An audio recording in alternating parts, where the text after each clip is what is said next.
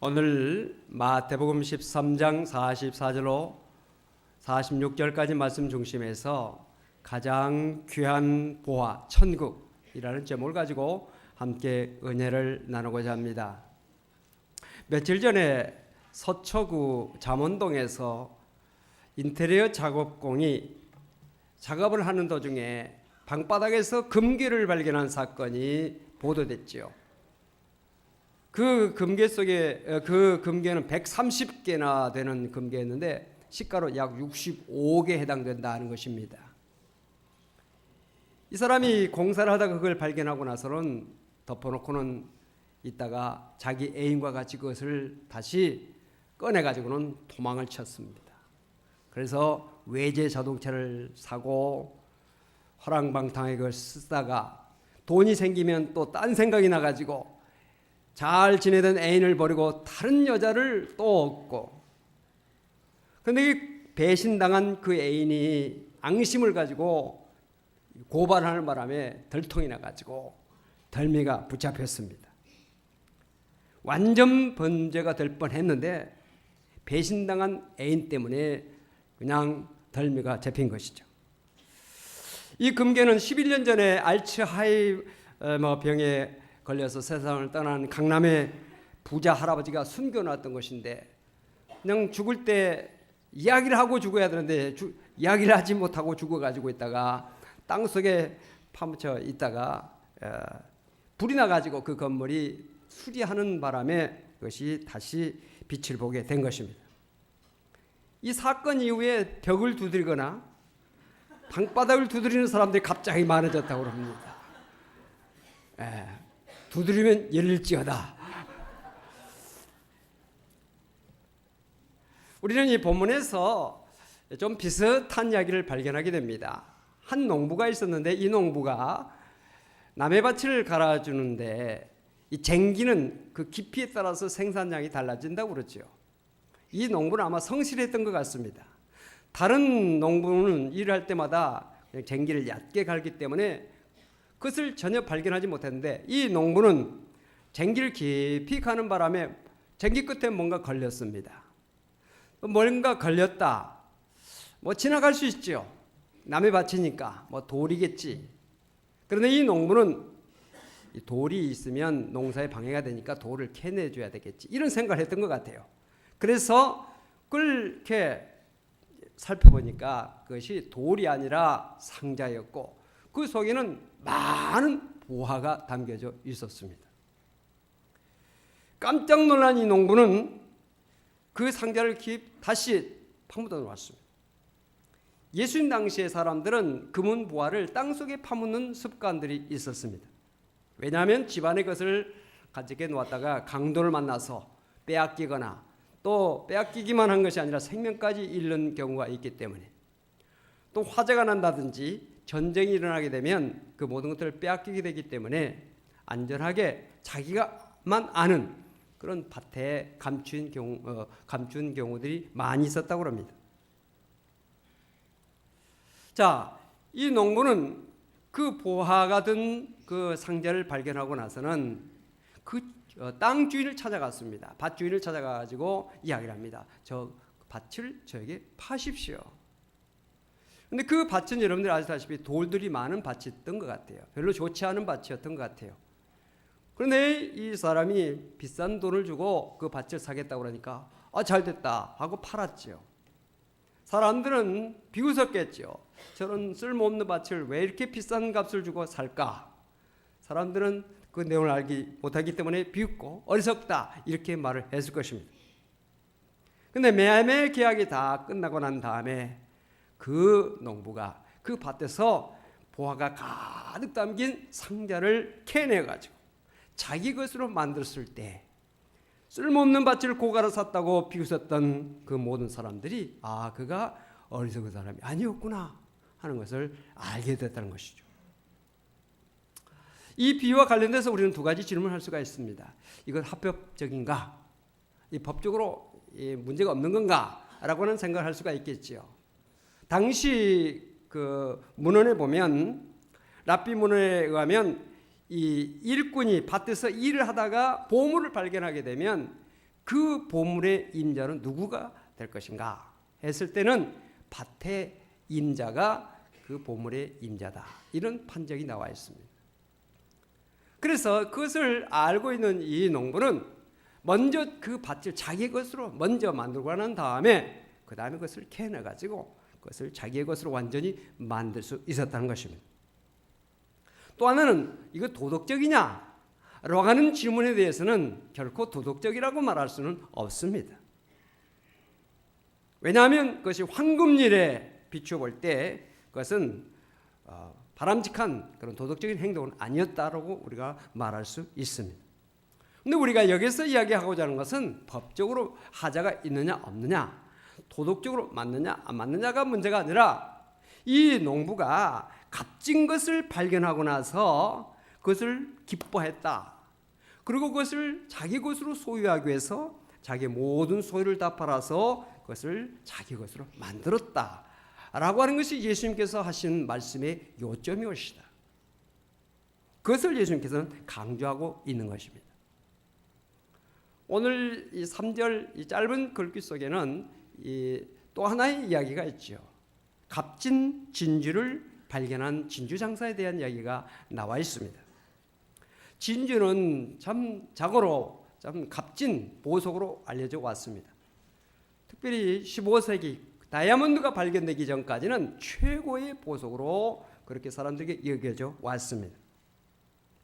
진주는 따뜻하고 온화하고 그리고 은근한 아름다움을 가지고 있죠.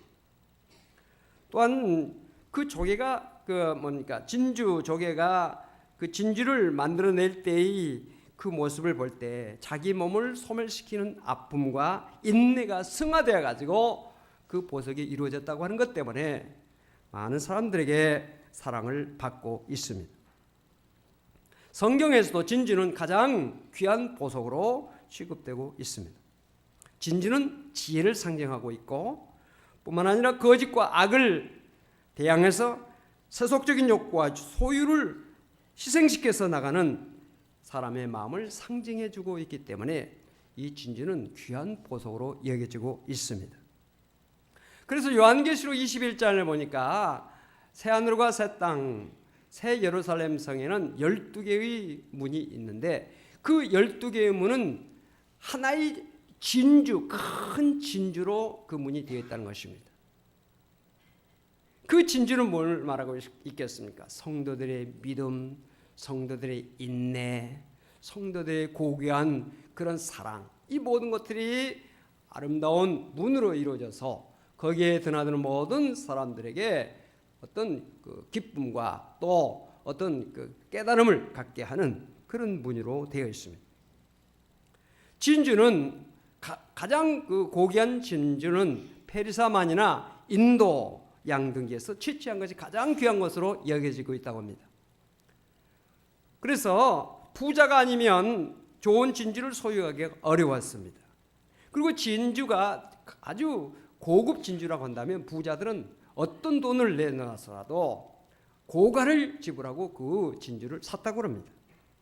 그래서 진주 장사가 진주를 찾아다니면서 값진 진주를 발견하면 이거 됐다, 이건 노다지구나. 그래서 그것을 반드시 샀다는 것입니다. 자기의 재산을 다 들여서라도 그걸 사면 그 값을 훨씬 넘치게 보상받을 수 있기 때문에 그 본문에 나오는 진주 장사는 좋은 진주를 찾기 위해서 그렇게 돌아다니게 된 것입니다. 여기서 그 진주 장사는 헬라어로 암프로스라고 하는 말인데 여행이라고 하는 헬라어 말과의 그 속에서 포로스라고 하는 말에서 나온 말입니다. 이곳저곳 여행을 다니면서 장사를 하는 부유한 도매 상인을 의미합니다. 밭에서 우연히 보화를 발견했던 농부와는 달리 이 진주 장사는 좋은 진주를 사기 위해서 집중적으로 있을 만한 것을 다니면서 그것을 찾는다고 하는 의미에서 인생의 험한 것을 쫓지 않고 진리를 추구하는 사람의 모습이라 이렇게 생각할 수 있습니다. 여기 극히 값진 진주라고 했는데 이 극히 값진 진주는 헬라어 폴리티몬이라고 하는 말인데 45절에 좋은 진주를 할 때 이 좋은 카루스라고 하는 말보다도 훨씬 더 고급스럽고 값나가는 것을 의미합니다. 다시 말하면 이 진주 장사는 자기가 생각했던 것보다, 자기가 기대했던 것보다도 더 훨씬 값지고 훨씬 좋은 것을 발견했다라는 것을 말해주고 있습니다. 오늘도 사랑하는 성도 여러분들, 하나님께서는 구한 자에게 주신다는 사실을 믿으시길 바랍니다. 하나님께서는 사모하는 자에게 좋은 것을 주신다는 것을 기억하시고, 오늘도 주의 전에 주님 앞에 예배하기 나와서 하나님 앞에 기도하며 찬양하며 영광 드리는 사랑하는 성도 여러분들 기대 이상으로 하나님께서 주시는 영육간의 복을 받고 돌아가는 성도가 되어지기를 주님으로 축원을 드립니다. 우리 하나님은 우리가 생각했던 것보다 더 넘치게 주시는 하나님이시여, 우리가 생각했던, 상상했던, 우리가 기대했던 그 이상으로 우리에게 모든 것을 풍성하게 주시는 분이신 것을 믿으시기를 주님으로 축원을 드립니다. 또한 여기에서 본문에서 이 하나의 진주, 값진 진주를 발견했다라고 말씀하고 있는데, 여기에 하나라고 하는 것은 여러 가운데 하나라는 의미가 아니라 오직 하나라는 그런 의미가 있습니다. 여러분, 사랑이라고 하는 것은 이 하나, 오직이라는 속성이 있는 것입니다. 여러분들, 사랑하는 사람들끼리 대화를 하는 것을 보면, 나는 세상에서 당신을 가장 사랑합니다, 이 말을 좋아하지, 나는 세상의 여러 여자들 중에 한 사람으로서 당신을 사랑합니다, 이것은 만족스러운 대답이 결코 될 수가 없습니다. 오늘 우리가 하나님을 섬기다고 할 때 세상의 많은 신 가운데, 세상의 많은 종교 가운데, 세상의 많은 그런 진리 가운데 하나를 선택해서 우리가 섬기는 것이 아니라 유일하신 하나님, 한 분밖에 안 계시는 하나님을 섬기는 믿음을 우리가 가져야 될 줄로 믿습니다. 우리의 믿음은 많은 믿음 가운데 하나의 믿음이 아니옵시다. 우리가 걷고 있는 이 믿음의 길은 세상의 많은 길 속에서 하나의 길이 아니라 오직 하나의 길입니다. 나는 길이요 진리요 생명이니 나로 말미암지 않고는 아버지께로 올 자가 없다. 하나님께로 가는 유일한 길이 예수 안에 있다는 사실을, 이 믿음 안에 있다는 사실을 기억하시고 이 믿음 가운데 굳건히 거하는 성도가 되시기를 주님으로 축원을 드립니다. 우리가 믿는 예수 그리스도는 적어도 세상의 4대 성인 가운데 한 분이 아니라 유일하신 하나님의 아들이요 길이요 진리요 생명이신, 우리에게 영원한 생명을 주시는 유일한 한 분이라는 사실을 우리는 분명하게 기억하고 이 믿음의 길을 자부스러운 마음으로, 기쁜 마음으로, 감사한 마음으로 정말 하나님께서 주시는 놀라운 축복이라는 사실을 기억하시고 이 믿음의 삶을 사는 성도가 되시기를 주님으로 축원을 드립니다.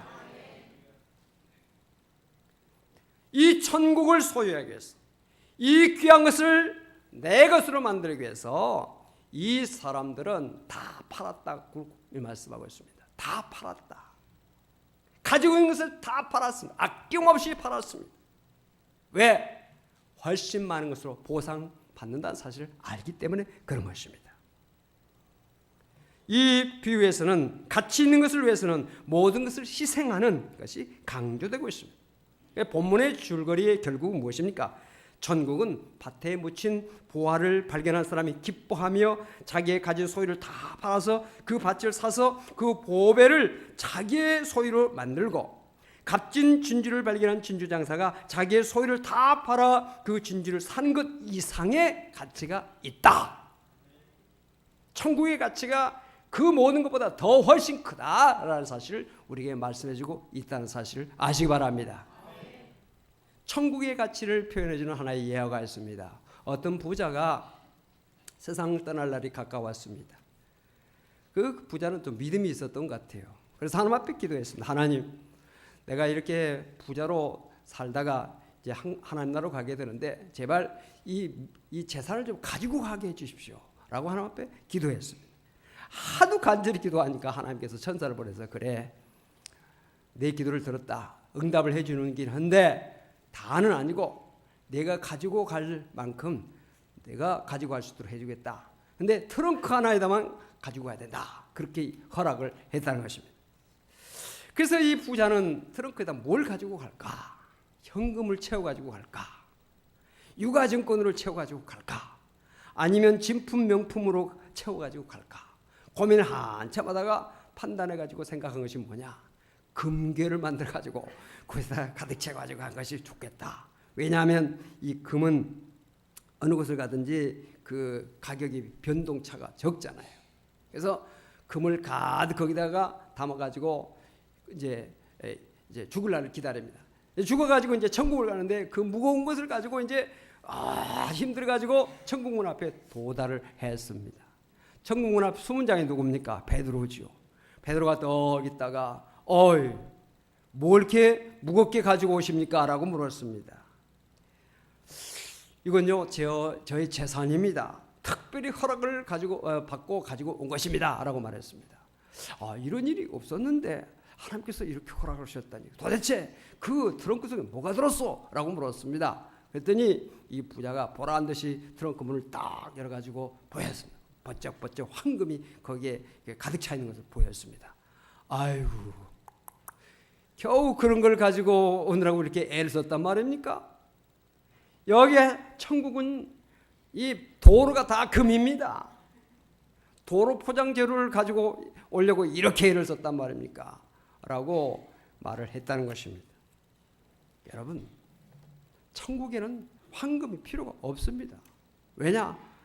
거기를 길바닥이 전부 다 황금이라고 그랬어요. 황금 무슨 필요가 있겠어요? 천국에 가지고 갈 것이 아무것도 없습니다. 좋은 옷이 필요하겠습니까? 천국은 이 세상의 옷보다 더 아름다운 옷들이 있는 곳이 천국이죠. 도대체 이 세상에 빛나는 것이 뭐가 있게? 보석? 하나님 나라는 우리가 말할 수 없는 보석으로 가득 차 있는 것이 하나님 나라라고 그러지 않습니까? 하나님 나라에 가지고 가야 될 것이 아무것도 없어요. 기껏 가지고 가봐야 거기에 쓰레기통이 들어갈 수밖에 없는 것들이에요 다. 근데 딱 한 가지 뭐냐? 믿음이 옵시다. 믿음 아니고는 하나님 나라에 들어갈 수가 없어요. 믿습니까? 그래서 믿음을 우리가 소중하게 여기고 주여 내게 믿음 주옵소서. 따라서 합시다. 주여 내게 큰 믿음을 주옵소서. 우리는 믿음을 구해야 될 줄로 믿습니다. 네, 우리가 교회에 나와서 구해야 될 것이 첫 번째 중요한 것이 뭐냐? 믿음이 옵시다. 믿음. 주여 주님을 더 잘 믿게 해주세요. 주님 말씀이 믿어지게 해주세요. 찬송할 때 믿음으로 찬양하게 해주시고 기도할 때 믿음으로 기도하게 해주세요. 우리의 마음속에 가장 중요한 것이 믿음이 옵시다. 믿음을 소유하는 성도가 되어지기를 주 이름으로 축원을 드립니다. 천국의 가치는 우리가 상상한 것 이상이라는 거예요. 우리가 이 땅에서 대단하다, 이건 정말 엄청난 거다, 이건 정말 아름답다, 너무너무 천국 같다, 천국 같다고 하는 것이 천국이라는 것은 아니잖아요. 뭐 캐나다, 오스트리아, 뭐 스위스 대단한 곳에 갔다 오면서 이건 너무 아름답다, 야 사진에다 찍자, 척척하죠. 그런데 찍고 나서 우리나라 사람들은 찍자마자 또 돌아서서 그냥 가는 거예요. 사진 찍으러 다니는 거죠.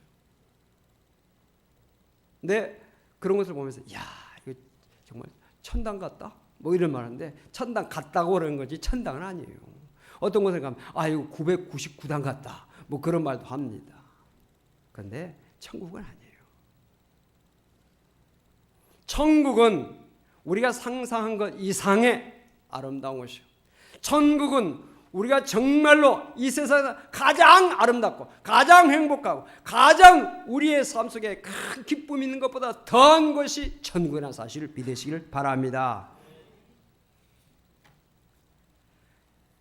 천국의 가치는 이 밭에 묻혀있던 그 보화를 발견한 사람이 자기의 전 재산을 다 팔아가지고 그 밭을 산 이상이고요.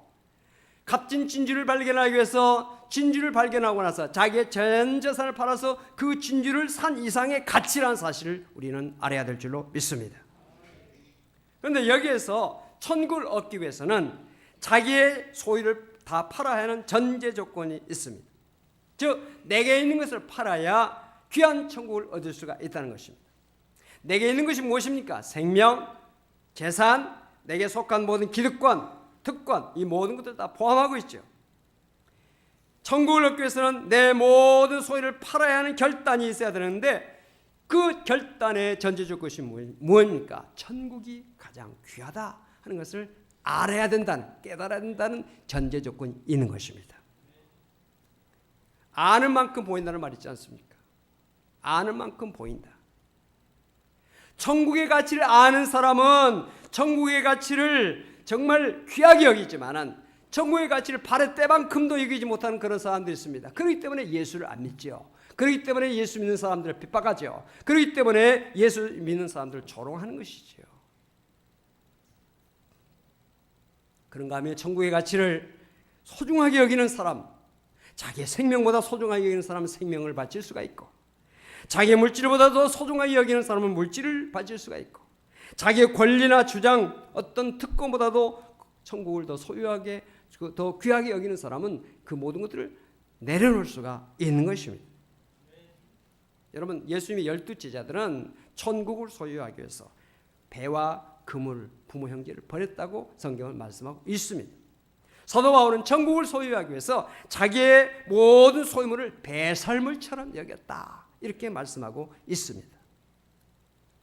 예수를 믿는다고 하면서도 진짜 예수를 믿는 사람이 있는가 하면 예수를 믿는다고 하면서도 가짜 믿음을 가진 사람이 있습니다. 예수를 믿는다고 하면서도 세상을 더 사랑하는 사람이 있고요, 예수를 믿는다고 하면서도 세상 것을 위해서 예수를 믿는 사람이 있다는 것이죠. 하나님을 믿는다고 하면서도 하나님을 믿는 것이 아니라 자신을 믿고 있습니다. 천국의 가치보다도 이 세상의 가치를 더 소중하게 여기는 사람들이 많습니다. 천국을 위해서 자기의 재산을 포기하기보다는 재산을 위해서 천국을 포기하는 사람들이 많습니다. 하나님이 이런 믿음을 인정하시겠습니까? 인생은 기회라는 말이 있습니다. 따라서 합시다. 인생은 기회다. 인생은 기회다. 어떤 기회일까요? 어떤 분은 인생은 돈을 벌 수 있는 기회다, 이렇게 생각하는 사람이 있을 수 있어요. 또 인생은 높은 지위에 올라가는 기회다, 이렇게 여기는 사람이 있습니다. 또 어떤 사람은 인생은 명예를 얻기 위한 기회다, 이렇게 생각하는 사람이 있습니다. 또 어떤 사람은 지식을 얻기 위한 기회다, 이렇게 생각하는 사람이 있습니다.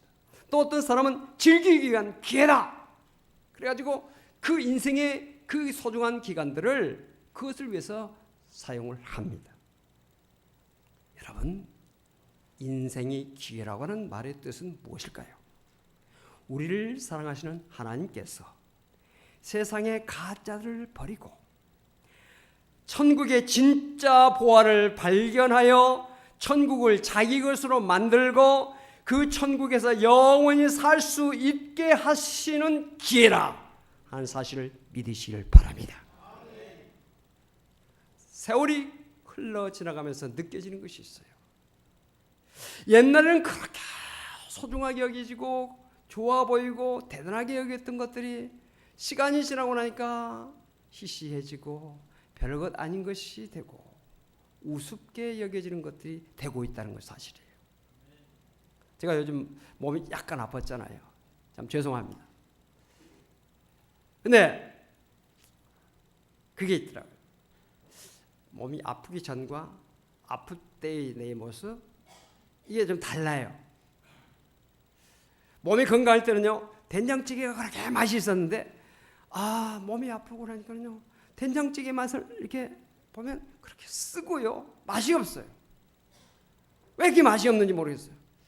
그래서 요리를 잘못한 건가? 아니옵시다.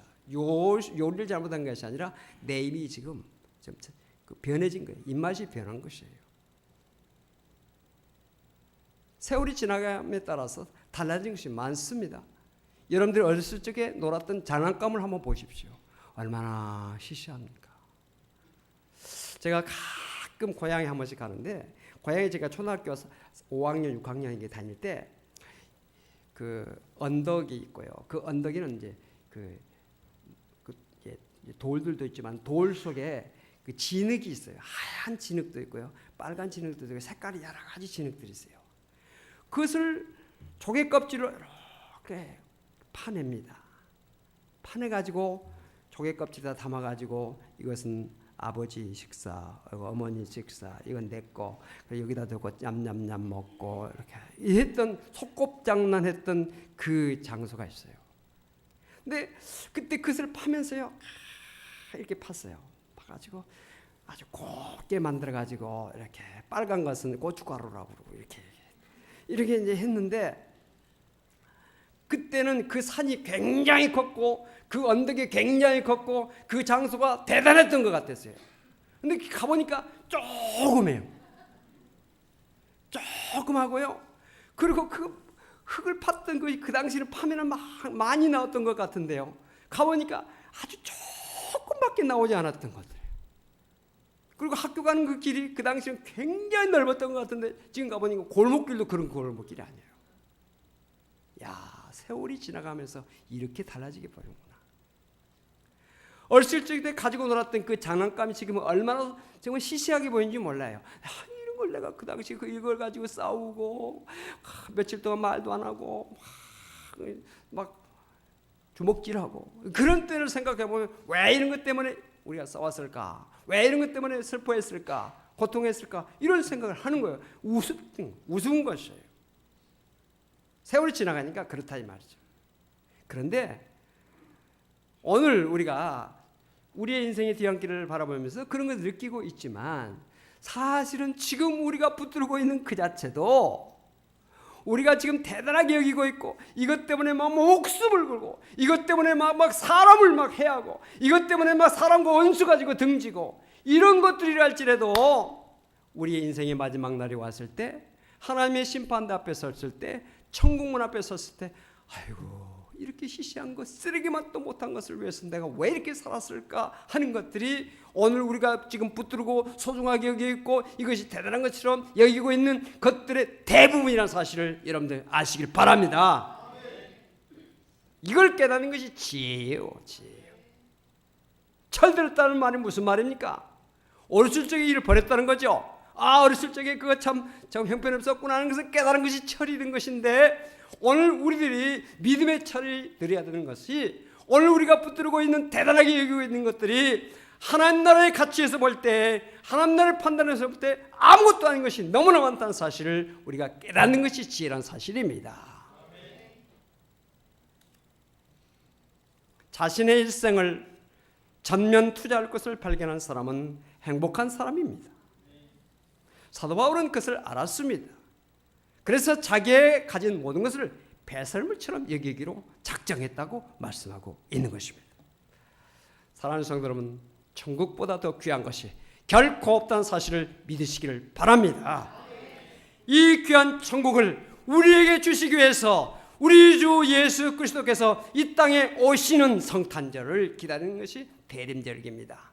대림절은 세 번째 주일을 우리가 지내면서 하나님 앞에 예배를 드리는 이 자리에서 오늘 말씀 앞에서 우리 자신에게 스스로 한번 대답해 보시기 바랍니다.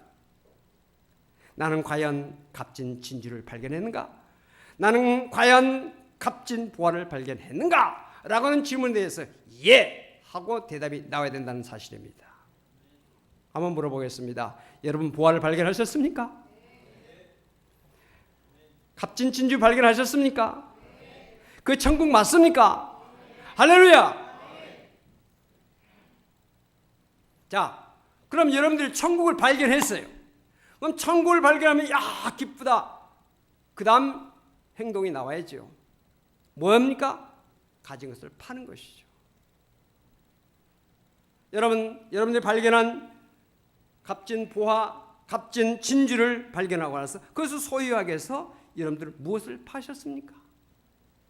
무엇을 여러분들 희생하셨습니까? 무엇을 투자하셨습니까? 파신 것이 없다고요? 희생하신 것이 없다고요? 투자하신 것이 없다고요? 그러면 결코 천국을 발견한 것이 아니옵시다.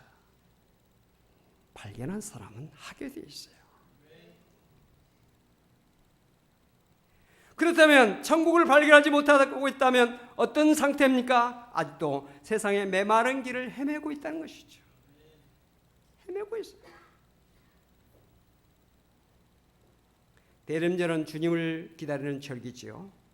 우리에게 가장 귀한 천국을 주시기 위해서 이 땅에 오신 예수 그리스도를 믿음으로 맞이하시고 예수님이 우리에게 주시기 위해서 이 땅에 오신 천국을 예수님을 영접함으로 예수님을 믿음으로 여러분의 것으로 소유하시고 그 소유한 천국의 기쁨을 맛보면서 기뻐하면서 감사하면서 하나님 나라에 합당한 삶을 사는 성도가 되시기를 이름으로 축원을 드립니다. 기도합시다. 하나님 감사합니다.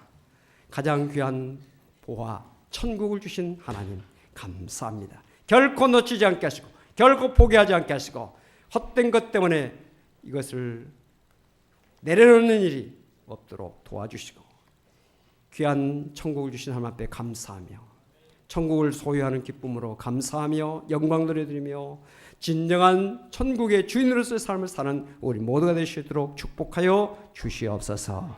예수 그리스도 이름으로 간절히 기도하옵나이다. 아멘.